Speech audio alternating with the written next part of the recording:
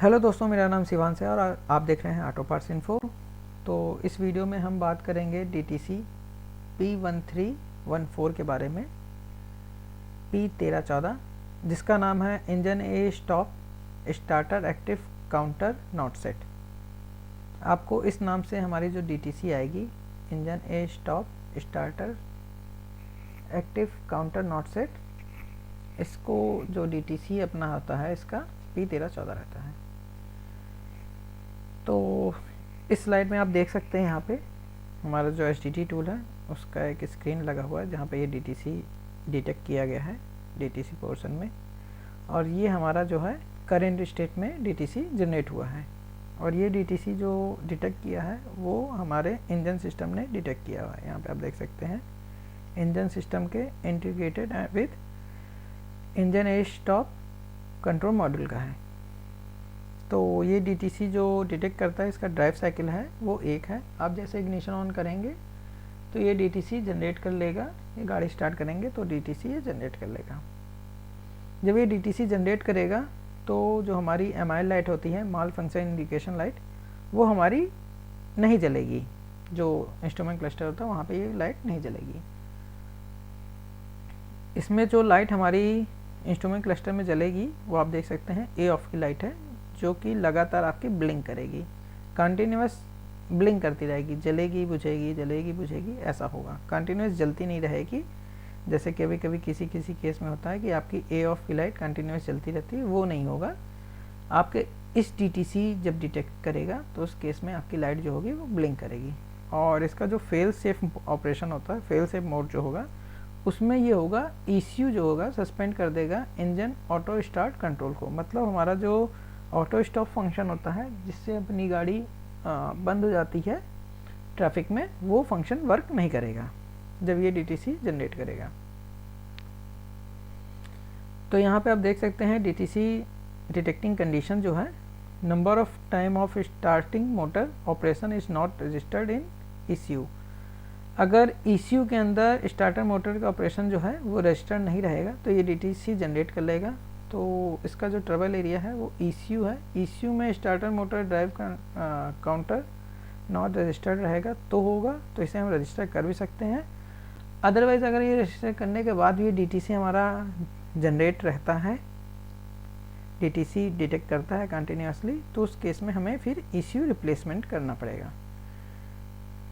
तो confirmation procedure क्या है, हमें एक बार DTC हमें क्लियर करेंगे, अदरवाइज़ क्लियर करने के बाद हम जैसे इग्निशन ऑन करते हैं उसके बाद चेक करना है हमारा जो ये DTC डिटेक्ट किया है ये डिटेक्ट नहीं होना चाहिए। अगर ये DTC डिटेक्ट कर रहा है तो हमें ये परफॉर्म करना है ट्रबल शूटिंग।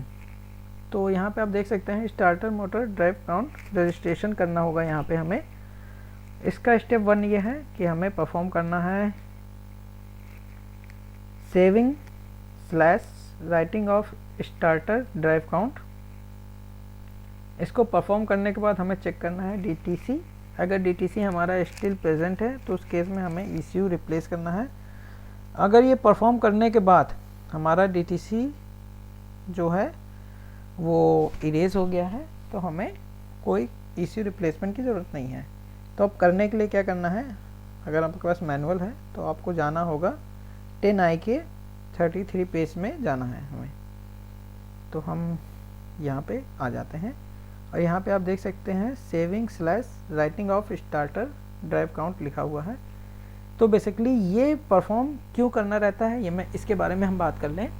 तो जब भी आपको कभी गाड़ी में ECU की प्रॉब्लम मिलती है कि, और ये जो गाड़ी है वो डिज़ायर गाड़ी है, तो मैं डिज़ायर गाड़ी की बात कर लूँ। ये केस मेरे पास आया था दूसरे वर्कशॉप से, तो वहाँ पे नया ECU रिप्लेस किया गया और ये DTC हमारी गाड़ी जनरेट कर ली।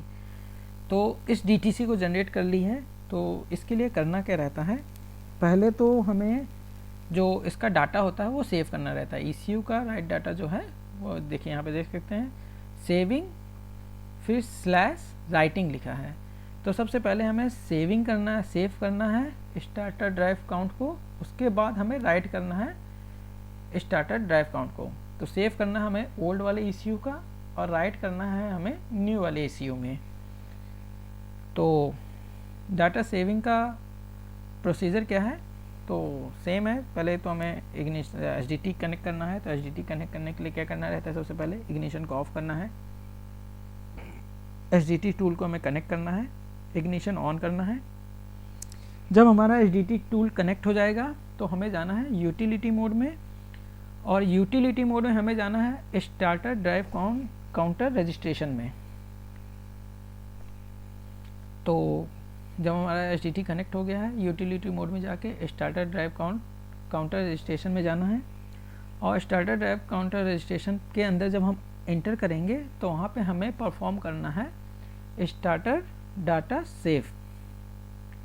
स्टार्टर डाटा सेव को हमें परफॉर्म करना है, जैसा हमारा एचडीटी में इंस्ट्रक्शन आएगा उस इंस्ट्रक्शन को फॉलो करना है और हमारा वो डाटा सेव हो जाएगा। जब वो डाटा सेव हो जाए सारे इंस्ट्रक्शन को फॉलो करने के बाद, तो उसके बाद हमें इग्निशन को ऑफ करना है और ये डिस्कनेक्ट कर देना है एचडीटी को। जब ये हमारा एचडीटी डिस्कनेक्ट हो जाएगा उसके बाद हमें फिर से यहाँ पे आप देख सकते हैं procedure of writing data after ECU replacement. यहाँ पे लिखा है procedure of writing data after ECU replacement, और यहाँ पे आप देख सकते हैं procedure of saving data before ECU replacement. Before ECU replacement यहाँ कहने का आशय ये है कि हमारा जो नया ईसीयू हमें रिप्लेस करने से पहले ये परफॉर्म करना है। तो ध्यान रहे हमें ओल्ड वाले ईसीयू के साथ ये परफॉर्म करना है। ये परफॉर्म करने के बाद हमें फिर ये नया ईसीयू फिट करने के बाद हमें ये परफॉर्म करना है। अगर ये परफॉर्म नहीं करेंगे तो हमारा जो ये डीटीसी है P1314 वो करंट में डिटेक्ट कर लेगा। तो जैसे हम इसे करेंगे राइटिंग के लिए सेम प्रोसीजर वही करना है, इग्निशन ऑफ करना है, एचडीटी टूल को कनेक्ट करना है, फिर इग्निशन को ऑन करना है।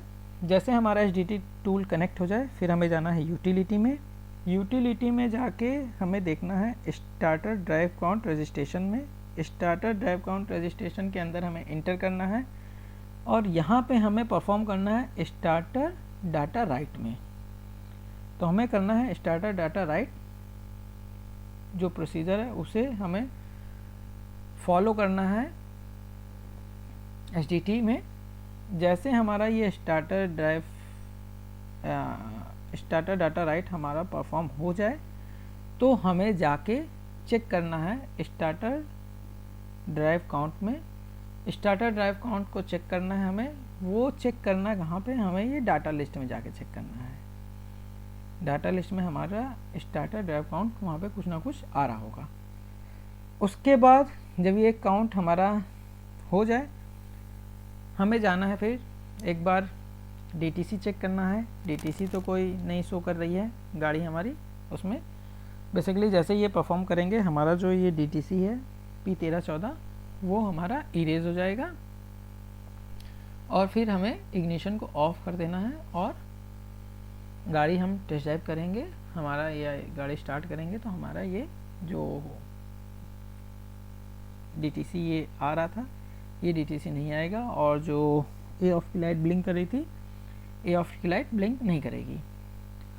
अब इसके साथ साथ मैं एक चीज़ और बता दूं, यहाँ पे एक है procedure after starting motor replacement.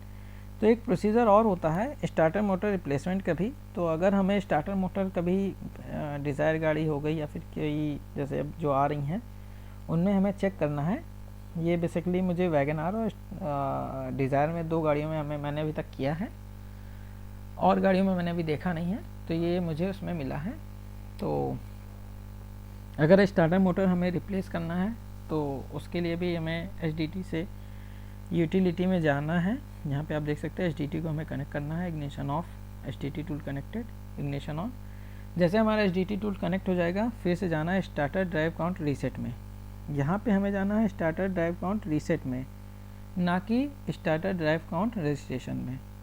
जब भी हमें स्टार्टर मोटर रिप्लेस करना है तो डाटा रीसेट में जाना है और वहाँ से हमें इसका जो डाटा है वो रीसेट करना है और चेक करना है कि हमारा जो डाटा है वो ज़ीरो हो, स्टार्टर मोटर का जो डाटा हो वो ज़ीरो हो। अगर जैसे कि हमने स्टार्टर मोटर रिप्लेस नहीं किया है तो उस समय आपको कुछ ना कुछ यहाँ पे डाटा मिलेगा, यहाँ पे ईसीयू रिप्लेसमेंट के बाद। लेकिन जब भी स्टार्टर मोटर हमें रिप्लेस करना है तो वहाँ पे ये डाटा देखना है 0 होना चाहिए। जैसे 0 अगर हो रहा है, 0 शो कर रहा है, तो उसके बाद हमें SDT को डिस्कनेक्ट कर देना है और कोई दिक्कत नहीं, हमें गाड़ी डिलीवर कर देना है कस्टमर को। तो अगर आपने ECU रिप्लेस किया है और इस DTC से अब परेशान है, तो बेसिकली आप इसे परफॉर्म करिए और आपकी प्रॉब्लम जो है वो रिजॉल्व हो जाएगी।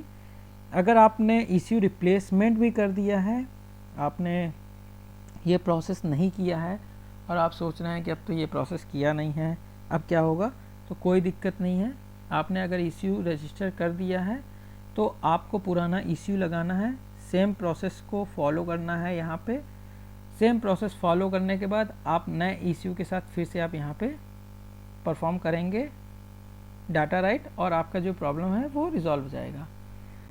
तो आई होप आपको इन्फॉर्मेशन अच्छी लगी होगी। Thank you for watching auto parts info.